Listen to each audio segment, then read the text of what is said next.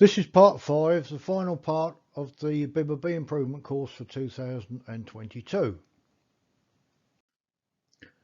Right, we've discussed the practical part of what we're doing. Now we've got to consider the bees because we need to think about what we're propagating, because it's pointless raising poor queens and spending all that time and effort, unless of course it's short term, just to get over a problem, or perhaps provide a queen, especially late in the season, just to get a colony through the winter, where hopefully, if it makes it, we can requeen in the spring. So what are we trying to achieve then? Well, it is improve our own bees. In doing so, hopefully we can improve those that are around us. If we can do that, and everybody does it, then we improve the standard of bees nationally. And at the end of the day, we've all got to have bees which suit our own environment, wherever that is. So what bees do suit our environment? Well, the environment, of course, may vary. Because bees in East Anglia may well not do very well in the Welsh Hills or valleys, or perhaps those in Cornwall not very well in Northumberland. We also have a lot of variation in the forage. Some areas are very good and others are very marginal for bees, where some bees, quite frankly, just would not survive. Often these can be very different, only short distances away, where perhaps you get an arable area in amongst a hilly area, and perhaps even only 10 or 15 miles away, conditions are very different. It's probably the best thing to do to use what has survived locally for several generations, or if not, and you do need to bring in bees from elsewhere, try to make sure the conditions are very similar to what you've got. So how do we know what is best adapted for our area? Well, we could probably learn a little bit from the free living populations in our own locality. Because if it doesn't survive easily in the wild, then it needs intervention from the beekeeper, what perhaps can be termed mollycoddling. So huge amounts of food, medication, supplements, all those sort of things, just to keep them alive. So if it needs intervention, it's weak. It's got to be. If it's weak, nature will soon take it out, and nature, I'm afraid, can be very ruthless. Perhaps that's one of the bigger reasons for winter losses, taking Varroa out of the equation. So let's look at some free living colonies and see what they're telling us. So free living colonies, they are subject to natural selection. Over the 50 odd years that I've been keeping bees, nearly 60 in fact, I've removed many colonies from wild places where they have selected their own home. That is either trees or building. Now I'm about to tell you my experience if they've been established for any length of time. And when I say any length of time, I really do mean over at least one winter. Now they seem to develop a similar type, and they are unlike many of the managed colonies I see. I see a lot of yellow queens in managed colonies. I very rarely, if ever, see yellow queens if they've survived a winter in a free living situation. The workers are mainly dark, or when I say dark, I mean darkish. Yes, I do see yellow bands in workers quite a bit. This is a colony that I took out of a barn, and they are fairly dark. I don't know how long they've been in there. I certainly know that there had been bees in that particular cavity for some time, but obviously not the same colony. You can see a few yellowish ones there, which is quite common. Here is another one that I took out of another building, and there's similar sort of bees. And the reason I show this one and the last one is because they tend to be very, very similar. The bees have taught me that, not books or looking at a screen. I've learnt it by observing the bees. Drones are usually dark, just don't get yellow drones, and the queens are usually, in fact not usually, but they're always non-prolific. Don't get queens that lay masses and masses of brood like I see in managed colonies. Now, of course, the winter is a brilliant selection tool in a natural situation. I ask if we should listen to nature. Personally, I think we should, because I think it will help us improve our bees. There's a bright yellow queen there. I never ever see queens like that in a wild colony if they've been there over winter. Yes, I do occasionally see them if they've just gone in there as a swarm, but not over winter. Yellow queens, in my experience, are always prolific, and that may well be one of the reasons why. Never see workers like this either. These are obviously Italian or Italian-based bees, and certainly that one there. And I do see a lot of bees in managed colonies like that. Never ever see them in the wild if they've been there any length of time. Or drones like these, this colour, just don't see them. So why don't I see them? Well, because they're dead, that's why. So why do I see them in managed colonies? It's because beekeepers keep buying bees and queens. They probably lose them and they go and buy exactly the same thing for the same thing to happen again. And of course, they mollycoddle them, as I've already mentioned, just to keep them alive. So effectively, they're keeping on life support. But of course, while they've got them, their drones are out mating with queens that either belong to other beekeepers or from free living populations, therefore weakening both of those. So everything is less well adapted than it should be. I'm not saying that we should ban imports, but if we don't use imports, then I think our bees will be much stronger for the experience. So prolific queens, I think we need to discuss them a little bit. When I say prolific queens, I've got to explain that what I really mean is that the queens lay a lot of eggs. They therefore produce big colonies, which very often we're told we need in order to produce honey. Well, in my experience, they don't always produce more honey. Yes, they might in a very good year, where the climate and temperatures are very much nearer where they evolved. But in the many years in between, where it's got cooler weather, that's not necessarily the case.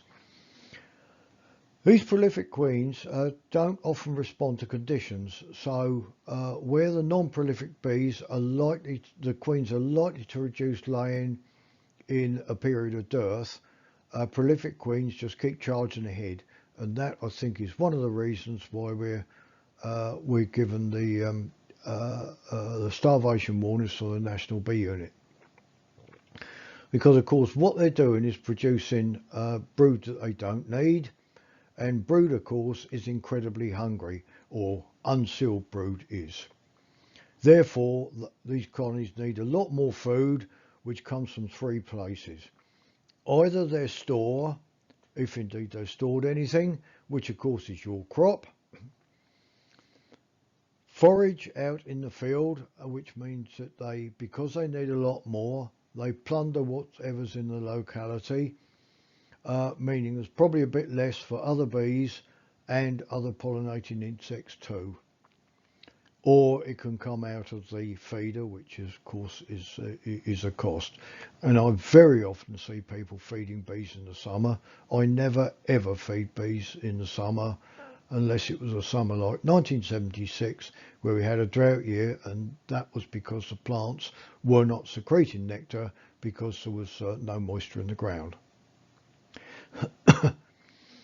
So, of course, if you don't do any of these things, there's a possibility of starvation, which is one of the reasons why we can have dead colonies in the summer.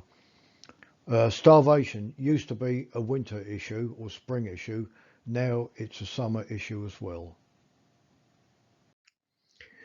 I will mention buckfast because they become popular or fashionable, whichever way you wish to look at it. And the following comments are my own personal opinion, not necessarily those of BIBBA. Buckfast are heavily promoted, mainly by the people that are selling them or producing them. And once people buy them, of course, they then get aggressively defended by their users. As far as I can see, there's most of what's supplied really has little to do with a monk. The buckfasts that I see these days are very, very different than I saw 40 or 50 years ago. They are not a breed, and many people think they are. They're not a breed. In fact, as far as I can tell, there's no genetic definition, which is why they're so variable. They are not native, as some people think. They seem to think, well, buckfast is in Devon, so they're native bees. They're not native bees. They are a mixture of exotic genes, and you can have a look on various websites, and they vary considerably with their information. So it tends to suggest that they really are a mixture. So they're basically mongrels mainly. They are very variable. Just have a look at the various websites and you'll see lots of different colours, lots of different types. There's one thing that seems to be regular with them is that they all seem to have a reputation for aggression in the next or subsequent generations. And it doesn't matter where I go, who I speak to, very often if people have used buckfast, they complain about aggression, which comes when they're bred from. Now, to keep them reasonably pure, you've got to keep buying queens, which is something that Brother Adam advocated. That, of course, is unsustainable. I see some bees that are very, very good. Tends to be in areas where there's a harsh climate, where some of the poorer bees simply do not survive. They just keep falling over. Or where there is an effort by the local beekeepers, or the one person, or several of them in a group, where there's an effort to improve their bees. I do, however, also see some that are awful.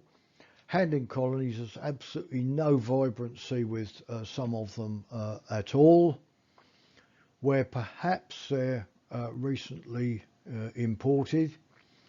I also see bad-tempered bees, which could be the aggression which often comes with imported bees, or in subsequent generations anyway. I see some bees that are very unhealthy, perhaps a lot of chalk brood, sac brood, chronic bee paralysis virus, often parasitic mite syndrome, and beekeepers perhaps don't recognise what the issues are, and they just keep the bees going rather than try to do something about it. Many of these bees simply would not survive in the wild. Nature would take them out quickly. Therefore, they need help from the beekeeper. So let's now consider your bees. Do you know how good they are? They may well be better than you think. They may just need assessing and selecting. Please don't discard them thinking there's something better elsewhere. You may have some absolute gems, so hang on to them until you know what the situation is, because the grass isn't always greener. In my view, it's much better to requeen though than clean up a dead hive. So you need to make sure that what you've got are going to be are going to survive locally. We're often told to raise queens from their best colony, but what is our best colony? The people that tell you really state it and give you an idea what to look for. So of course you might think that it's that they mean the one that produces the most honey. It probably isn't the one that produces the most honey, because there are several reasons for a colony giving a high or a low yield. So let's look a little bit at productivity. Personally, I don't think it's easy to select for, because there are lots of reasons for a high and low yield in individual colonies. It could be hybrid vigour, it could be beginner's luck, and we all know that what happens there, but of course it only happens once. It could be that a colony that produces more than the others are good robbers. And I don't necessarily mean robbing in the normal sense. It could be silent robbing, which is something that isn't mentioned much in modern beekeeping books, but you'll certainly see it in some of the older ones. It could be the condition of the colony. It could be that you've got two colonies. One has come through the winter really strong and the other a little retarded. If you're in an early area with perhaps an oilseed rape, the colony that's come through strong will take advantage of it, and the one that's a bit retarded may well come through and build up on the early forage. Whereas if you get a late district, perhaps like a heather district, the colony that's come through strong, comes through the winter strong, may well have swarmed and gone, and it's the later building up colony that takes advantage of the heather and produces a lot of honey. It could be that a low yielder may have swarmed, and there are an awful lot of beekeepers who don't seem to realise that their bees have swarmed. It could be management reasons, where perhaps brood has been moved around, and of course that makes a difference to the colony. It could be that you've got a line of bees in perhaps a windy or breezy area, and simply drifting has taken place. Or it could be the number of patrilines in a colony. Now, a patriline is a group of workers that have been fathered by the same father. Now, as queens mate with several drones, you get lots of patrilines, different patrilines in a colony. The Americans tend to call them subfamilies, which is probably quite good description. It's now known that queens in colonies where queens have mated with more drones tend to be more rounded, because they've all got different abilities. Therefore, it may well be that they are more productive. All I know is that bees aren't lazy, unless of course they're Italians. Please don't be misled by flashy adverts. This is one of my colonies of probably 20 or 25 years ago, and you can see that it's got lots of different colours in the workers, and it's fairly typical of colonies that I see when I go around the country visiting, certainly in the warmer counties. And if you look at those 5 workers there, if they were to be turned into queens, they would probably have very different characteristics. I think I see quite a lot of it as a result of heavy and regular imports of various different types of bees. So of course you get a very heavily mongrelized population. Here are 3 queens that were raised from a batch of 10 from that colony that you've just seen. You can see they're all very variable, certainly the colours anyway. And that is because, of course, their fathers may well have been different types of bees. Some will be more prolific than others, which means that the management system has got to change. The temper of some might be really good, others perhaps a bit spiky, or might even be a little more aggressive. Some will be nice and calm on the comb, others could well be rushing around all over the place. Now it's easy enough to say, oh well, I can't raise queens from them, but I think you can, and I think you can improve them because I've done it. The only problem, of course, is the continued imports that come from outside. So it is possible, but heavy culling will be needed. It's fairly well known from some of my presentations how I select, breed and cull. I tend to keep things in beekeeping simple, and this is one of them. It tends to work for me, and I will demonstrate it in the practical session at the apiary. I split my bees or my apiaries into 2 roughly equal groups. It's only a mental thing, it isn't this line here or that line there. I've got group A, which are the good colonies. These are the ones that I raise queens from all the time. And I don't replace the queens in that group unless, of course, I've got a queen failing. Then I've got group B. They are the poorer colonies. They are the ones that I'm constantly requeening. It doesn't matter how many colonies I've got, whether it's the 2 that were on the previous slide or the 8 or so that are here. It could be in a group situation or a bigger beekeeper, perhaps a beekeeping association. It really doesn't matter. Then I take queen cells from any in group A, whether they're natural queen cells or artificial ones, and I requeen any in group B. Not all of them, but some of them. When I get one in group B that is better than the worst one in group A, then what I do is replace them. It isn't a physical thing, it's just done on the record sheet. And then I'll try again. See, I said it was simple.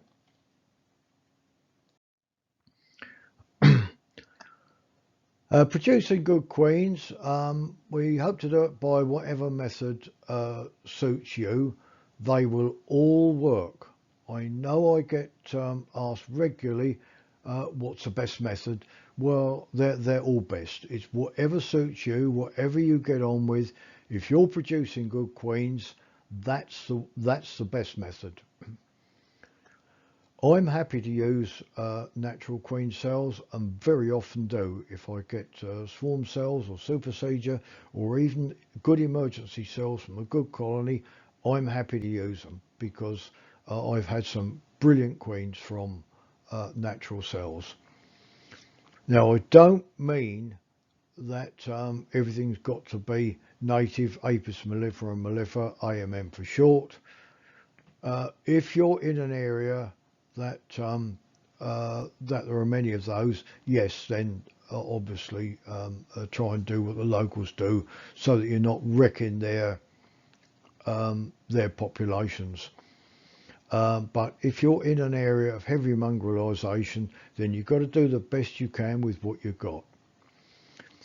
whatever happens, the best bees for your district are probably already there. It just needs a little bit of selection, a little bit of management, and you should improve your bees. But you need to assess them, whatever they are. Decide what you want or need in your area that's suitable for that, because constantly buying queens and bringing in fresh stock is unsustainable. If you do obtain stock from outside, please avoid using imports.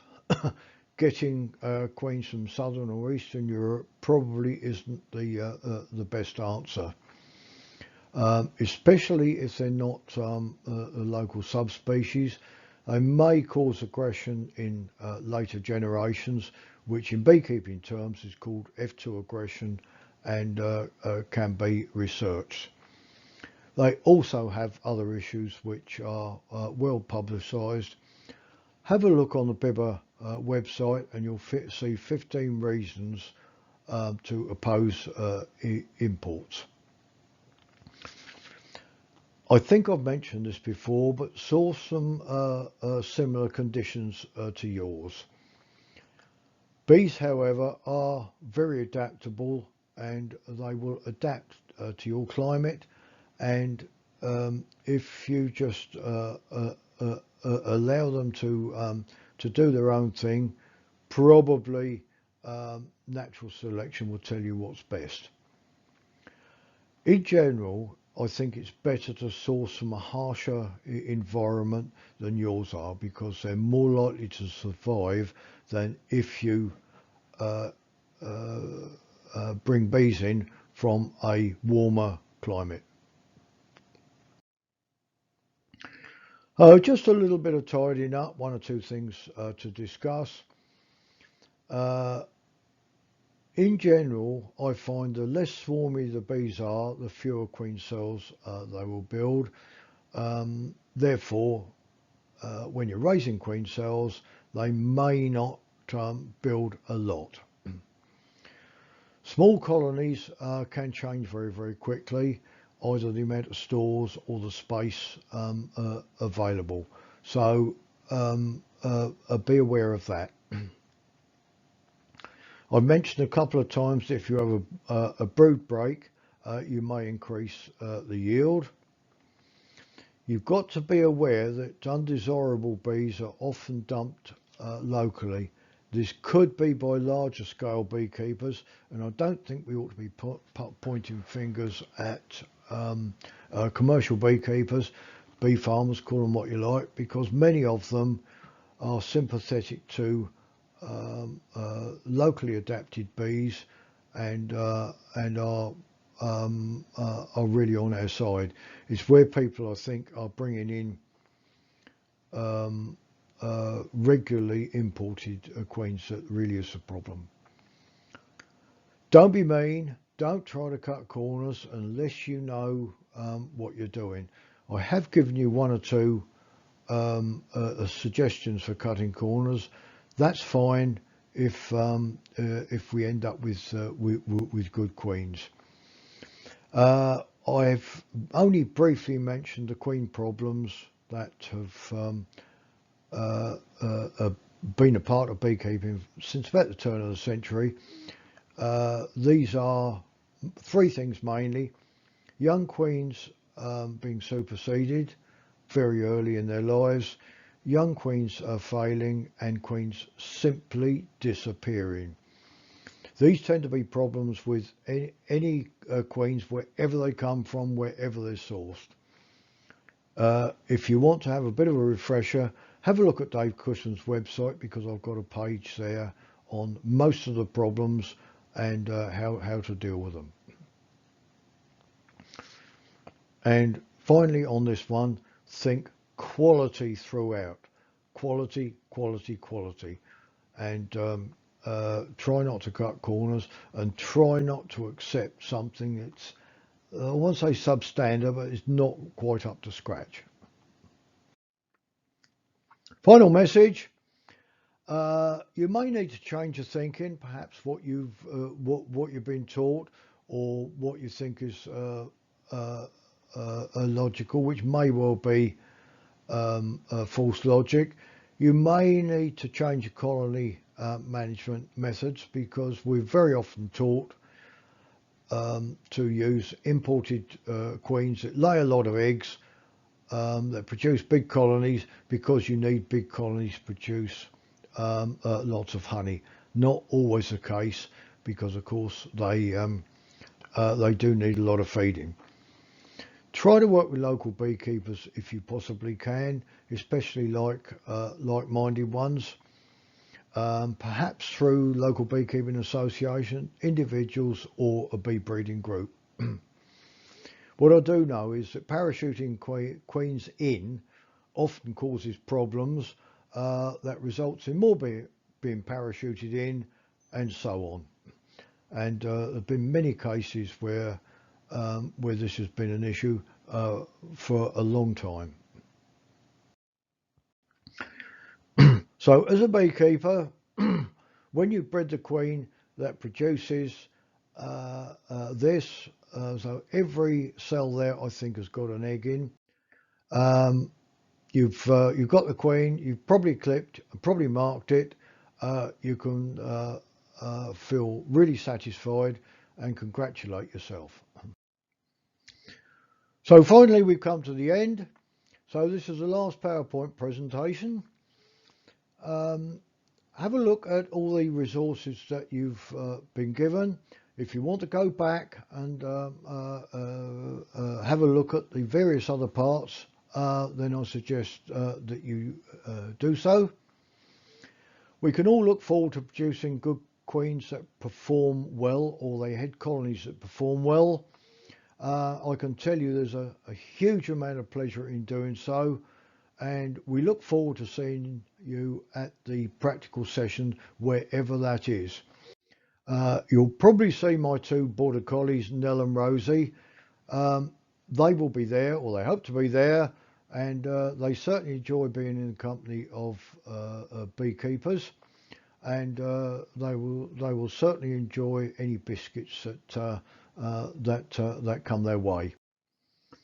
So that's it. Thanks very much for your attention, and I hope you enjoy improving your bees.